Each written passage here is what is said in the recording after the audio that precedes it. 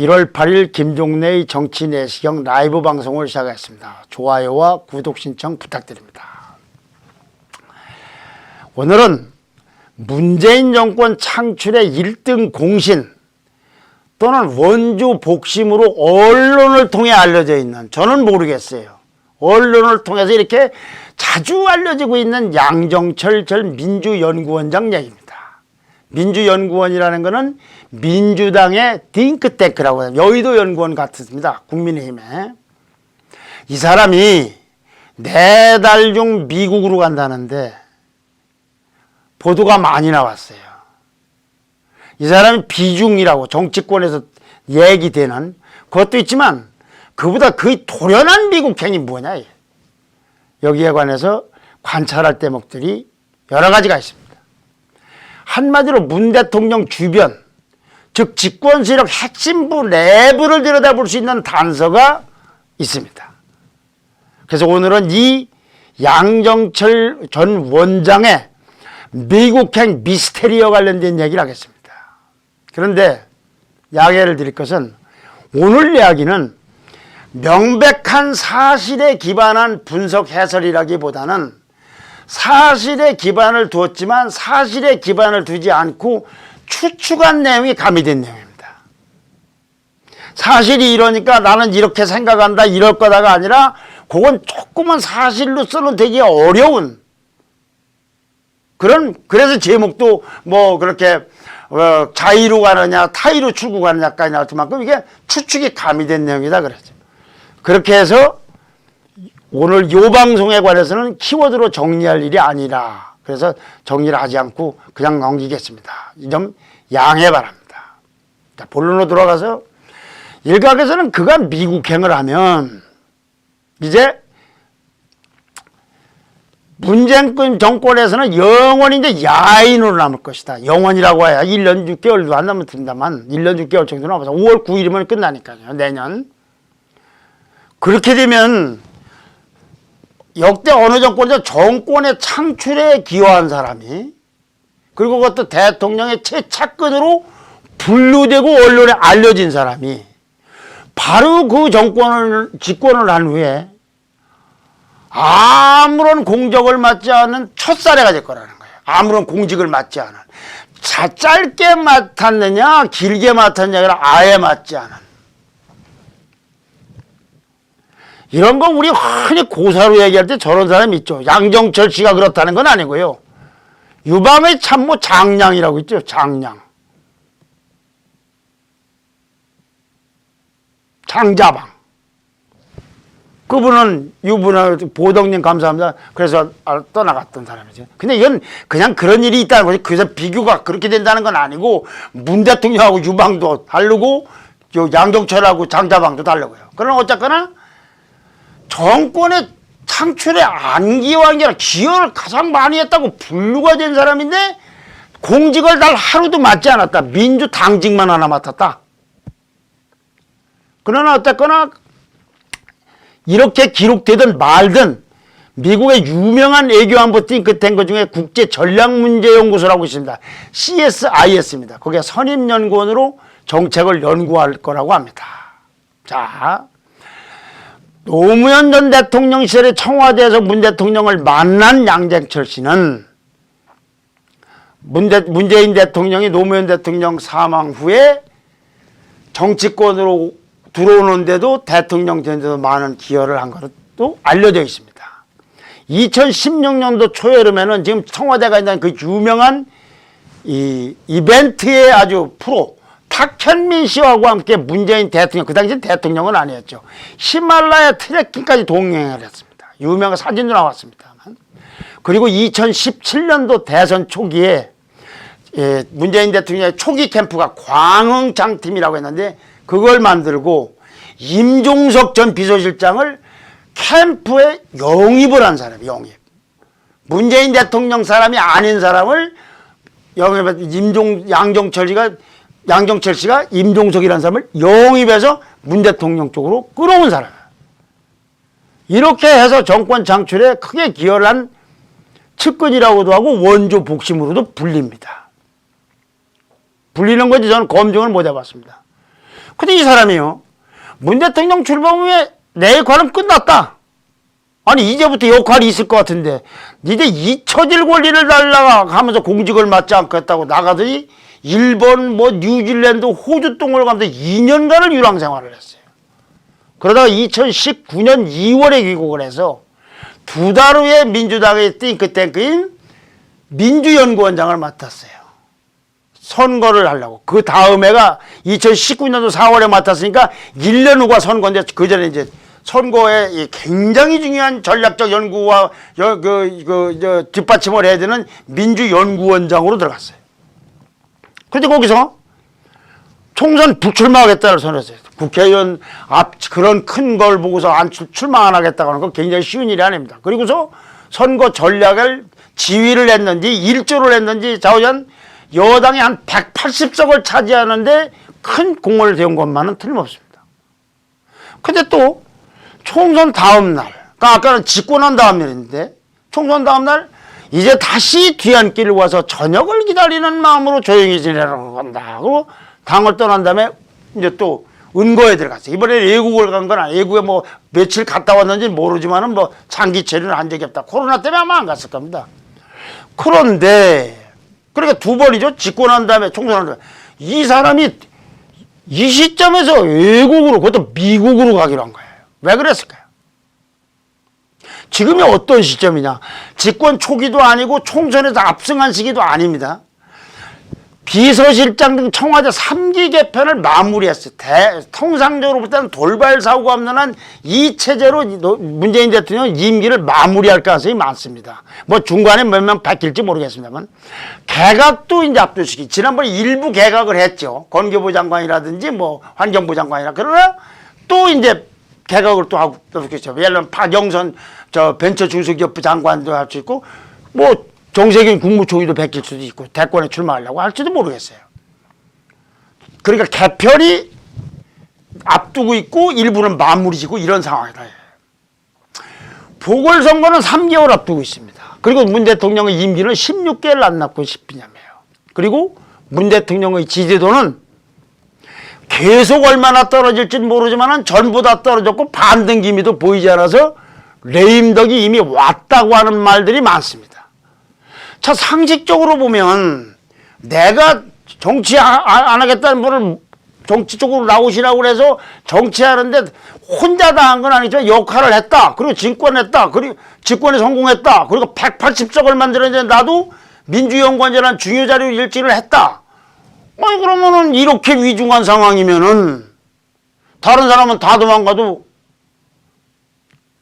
정권 창출의 공심, 원천적인 책임 있는 공신이고 원조 문재인 대통령의 복심이라고 알려져 있다면 사실은 외국에 있다가도 들어와야 합니다. 이건. 물 좀 마시겠습니다.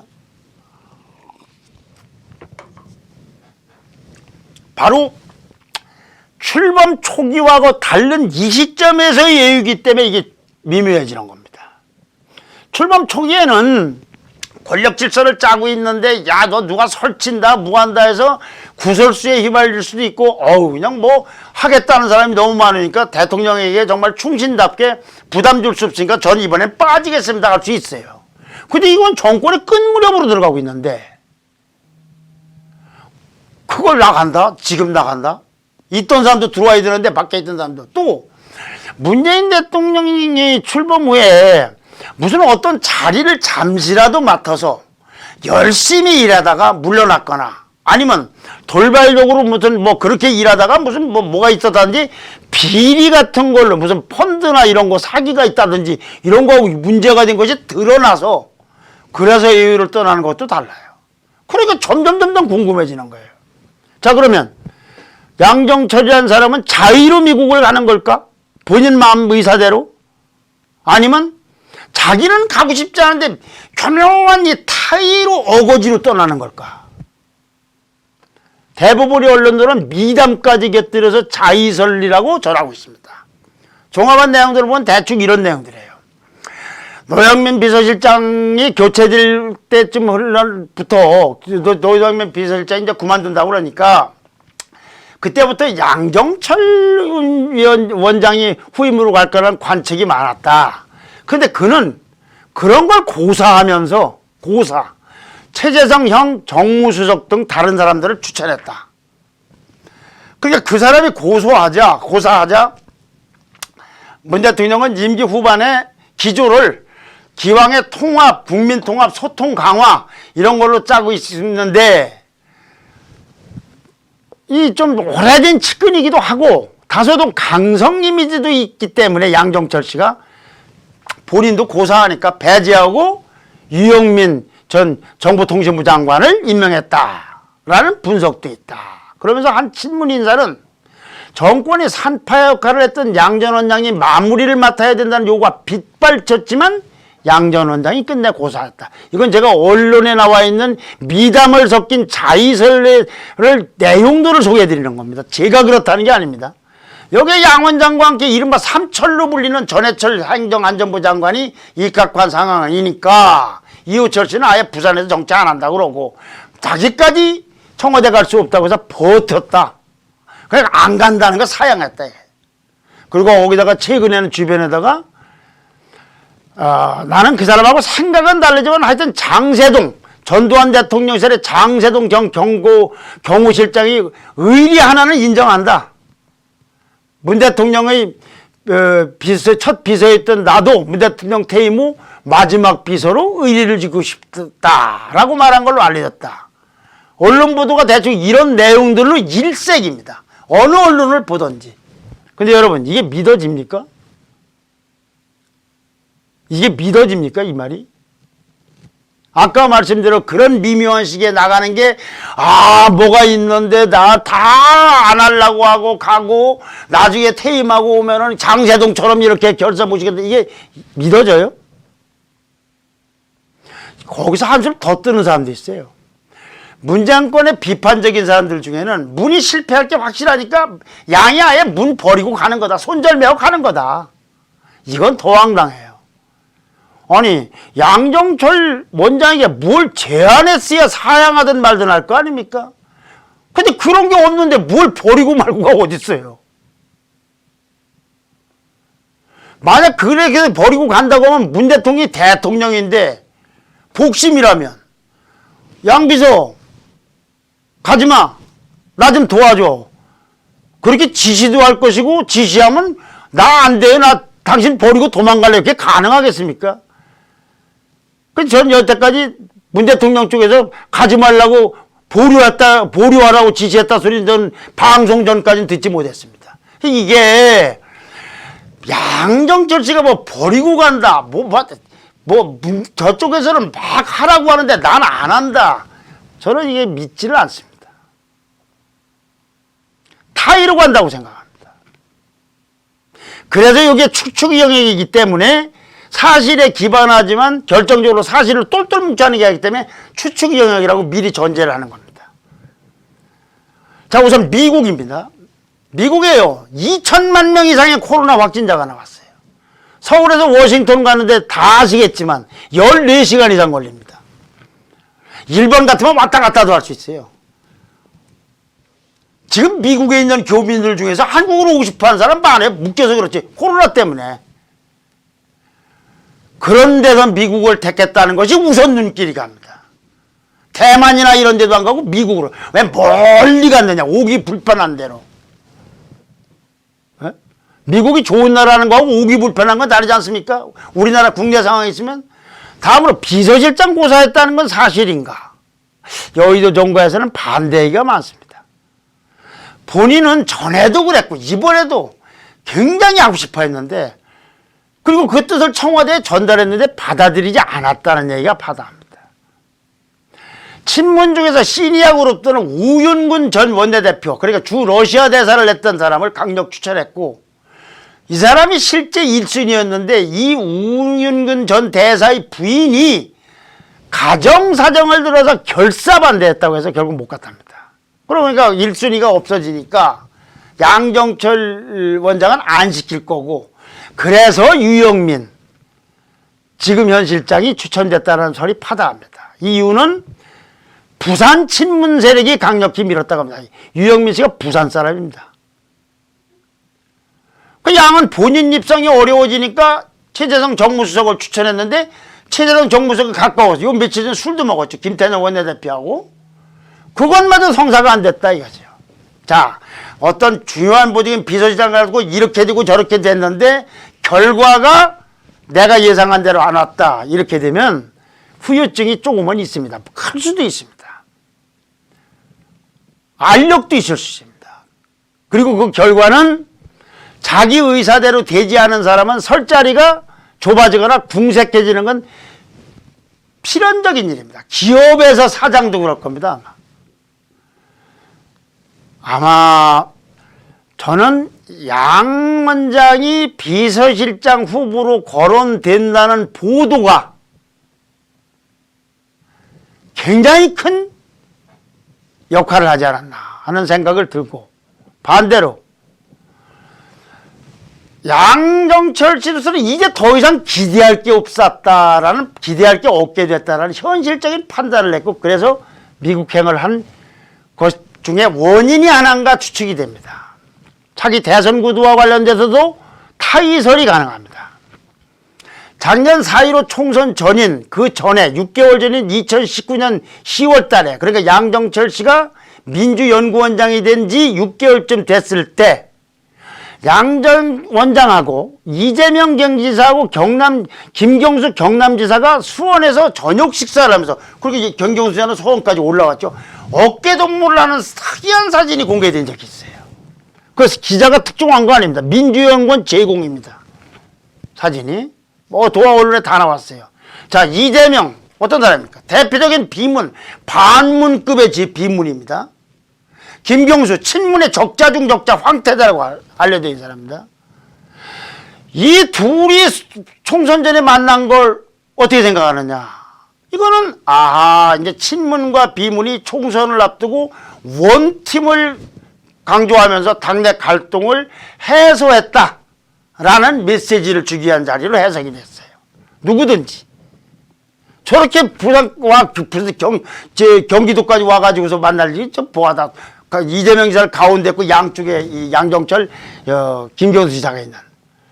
이거는 친문들도 일종의 불만이 있었지만 양해가 됐던 거예요. 이재명 지사에겐 불만이 있지만, 아니 총선 승리를 하려면 경기도 수도권 승리가 절대 중요한데 이재명이라는 사람이 경기지사 아니냐, 여기서 지면 안 된다고 협력이 필요한 거 아니냐. 그러니까 뭐 저렇게 만나도 좀 못마땅하더라도 아마 그냥 넘어갔을 거예요. 그런 거는 진보 유권자들에게 메시지를 전달할 필요도 있고.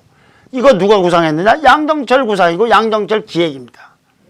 자, 근데 이제 대선을 앞둔 상황입니다. 그건 지나갔습니다. 총선은. 차기 주자들 간에서 유일한 비문주자가 이재명입니다. 친문 지지를 얻은 이낙연 간의 물밑 경쟁이 지금 치열합니다. 뭐 사면 문제 꺼내서 어떤 이낙연 지사는, 대표는 오늘 여론조사 나온 걸 봐도 역시 3등이더만 효과를 못 본 거예요. 또 정세균 국무총리까지 이제 뛰어들 태세 아니 이미 움직이고 있습니다. 이재명 지사 이제 재난소득 더 주느냐 덜 주느냐 갖고 하는 것도 이게 총리로서보다는 대권 주자로서의 대립각을 세우고 있는 거라고 해석하는 게 맞을 겁니다. 그런데 어떻든 이재명 지사는 지금 1위예요, 지금. 이런 추세라면은 이재명을 제치기가 그래 누구도 쉽지는 않습니다. 그래 봐야 되겠지만. 자, 친문 입장에서 볼 때는 이 비문 이재명이 선두인 거 그거 참 달가운 게 아니에요. 이길 수 있는 누가 크는 것도 아니고, 김경수 지사는 포기를 했고 아예 출마를. 그런데 이 양정철만은 이재명 지사에게 친문과 달리 호의적 긍정적이니, 친문이 핵심이 볼 때는 양정철 원장을 보는 시각이 어떻겠습니까? 타이설은 이런 관점에서도 추측은 가능합니다. 그 다음에 윤석열 검찰총장과 양과의 관계도 타이설의 관점에서는 음미해 볼 만해요. 지난 12월 28일 날 문재인이 사과를 잠꼬대로 만든 사람들이라는 주제로 유튜브 방송을 제가 한 적이 있습니다. 그 방송을 하면서 그 이틀 전에 TV조선이 토요일날 저녁 7시 뉴스에서 특이한 보도를 했다고 소개를 드린 적이 있습니다.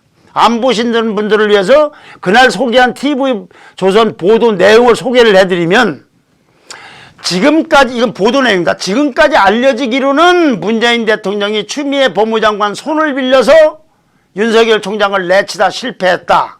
그리고 그 과정에서 추미애 장관과 윤석열 총장 간에 갈등이 생겼고 대통령은 사실 방관했다. 이렇게 알려졌는데 이는 사실이 아니다. 라는 게 TV조선의 보도이면서 이어집니다.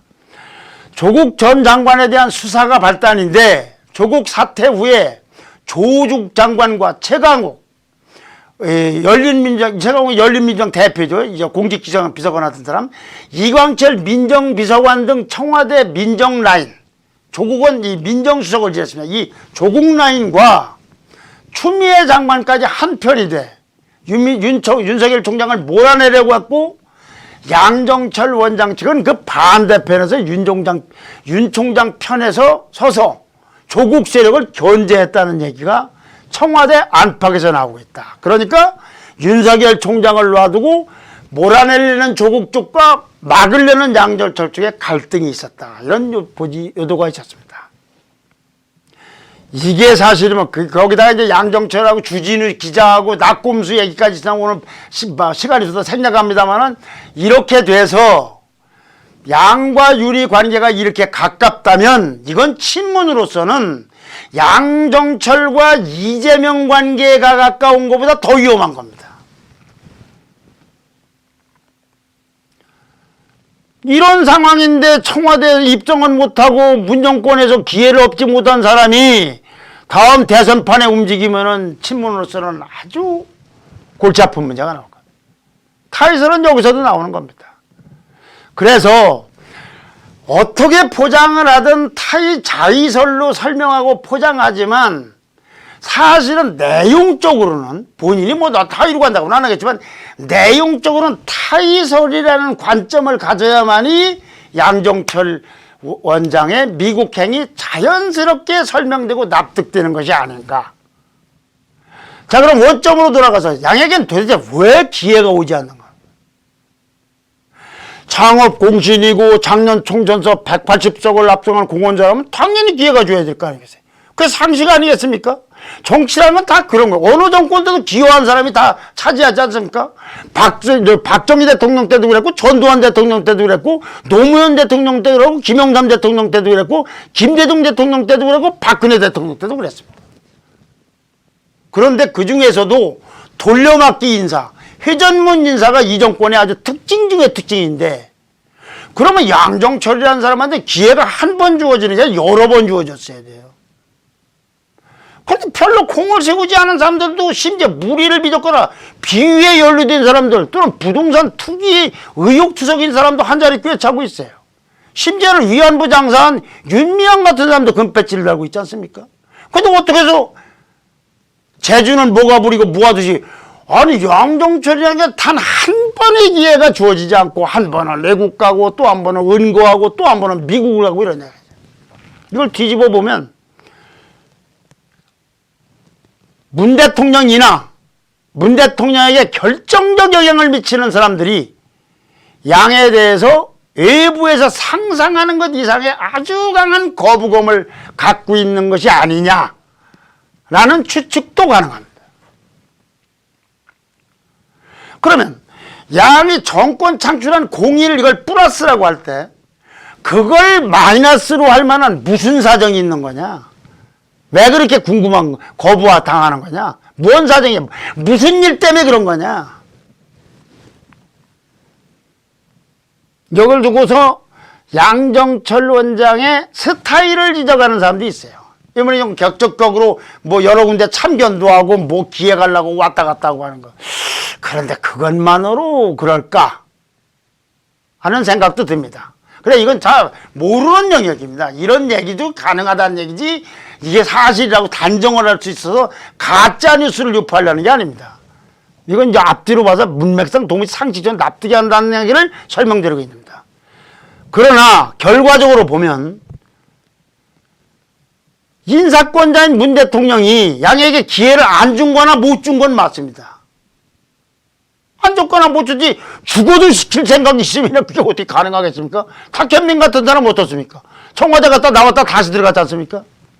이러고 보면 문 대통령이 확실히 챙긴다고 알려졌지만 내 사람을 양처럼 권력 안에 들어가기는커녕 주변만 맘돌다 애국으로 갔다 들어왔다 야인 생활하다 또 애국으로 나가는 걸 보면, 그리고 양이 정권 창출의 1등 공신이고 원조 복심이라고 전제하면 문 대통령은 흔히 알려져 있는 것과는 전혀 다른 모습도 지니고 있는 것 같다. 그런 생각입니다. 자, 하여튼 좀 길어졌습니다만은 여기도 좋아요와 구독 신청 눌러주시고 오늘 불검 되시고 월요일 날 뵙겠습니다. 감사합니다.